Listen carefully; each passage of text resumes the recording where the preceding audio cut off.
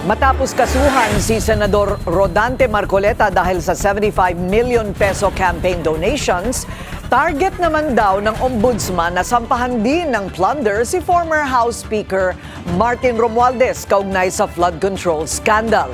Sasandalan daw ng reklamo ang testimonya ng 8 sa tinaguriang Maleta Boys. Ang detalye sa agenda report ni Joan Manalo. Bukod sa planong gawing state witness si dating DPWH Secretary Manuel Bonoan, gagamitin din ang Office of the Ombudsman ng individual affidavits ng 8 sa 18 Maleta Boys sa kasong inihahanda laban kay dating House Speaker Martin Romualdez dahil sa umano'y pagiging master plunderer nito sa kickback scheme ng flood control projects. Well, the investigators seem to find those narration of facts as it relates to the money being delivered to the former speaker and to Zalby categorical and consistent as to those facts. But as for the rest, hindi pa namin muna, we will not focus on that. The investigators have been able to study siguro the body language, the demeanor of the affiants, and they are of the opinion that we can use it. Dagdag ni Clavano, ang affidavits lang ng 8 Maleta Boys ang gagamitin ng ombudsman dahil wala niyang personal na kaalaman sa aktual na delivery ng pera ang iba pa nilang kasama. Pero tila natatagalan niya ang pag-usad ng kaso dahil hindi pa pinipirmahan ni Attorney Levy Baligod ang affidavits ng kanyang mga kliyente, ayon kay Clavano.